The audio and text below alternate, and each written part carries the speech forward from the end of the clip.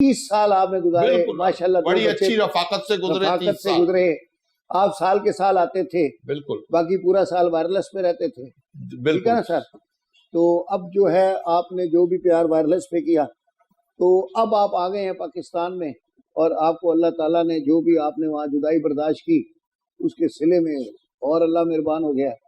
लेकिन इस मेहरबानी पर आप इनको मत भूलें, बल्कि जज साहब ये मेरी बीवी है, 30 साल की रफाकत है मेरी, वो मेरी औलाद है।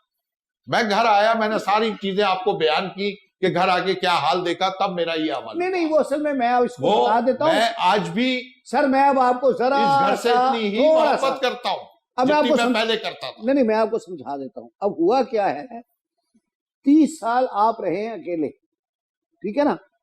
आपको आदत नहीं है कि बच्चों का बीच में इंटरफेरेंस, बीवी का इंटरफेरेंस, इस चीज की आदत रही नहीं। आपको एक इंडिपेंडेंट डिसीजन लेने की, इंडिपेंडेंट खाना खाने की, इंडिपेंडेंट सोने की एक आदत हो गई। मुमकिन है। अच्छा, उनको भी यही आदत हो गई।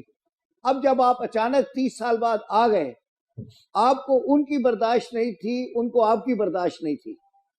लेकिन इसका यह मतलब नहीं है कि वो आपको डिसऑन कर रहे हैं या आप उनको डिसऑन कर रहे हैं। डिसऑन तो उन लोगों ने किया मुझे। नहीं, देखें तो औलाद, देखें मैंने महसूस किया जज साहब, मैंने महसूस किया औलाद है मेरी, मेरा घर है जिसकी खातिर मैंने महसूस इसलिए किया कि जब आपने फौरन एक दूसरी शादी कर ली तो वो अपनी माँ की साइड पे हो गए, माँ ने रोना पीटना शुरू कर दिया विदाउट रियलाइजिंग कि भाई शादी करना आपका राइट है। आने के 1 साल बाद मैं भी एक औरत हूँ, मैं एक औरत का दर्द बिल्कुल समझ सकती हूँ। वो 30 साल की इनकी वाइफ है, 30 साल उन्होंने जिंदगी अब देख रहे हैं, ये माशाल्लाह आपकी गोद में बच्चा है, इसको 24 साल का करने में बड़ा टाइम लगेगा। बिल्कुल इन्होंने गुजारी 30 साल। तो बस सर आज का फैसला यही है, मोहब्बत इन्हीं से करते हैं, एक तो इसको जो दुकान दी हुई है ना, तो उस दुकान का किराया छोड़ दें आप, ताकि वो अपने पैरों पे खड़ा हो जाए। अब बेटा बात सुनो, किराया मांगा गया है, दिया नहीं है। हाँ तो नहीं मांगे।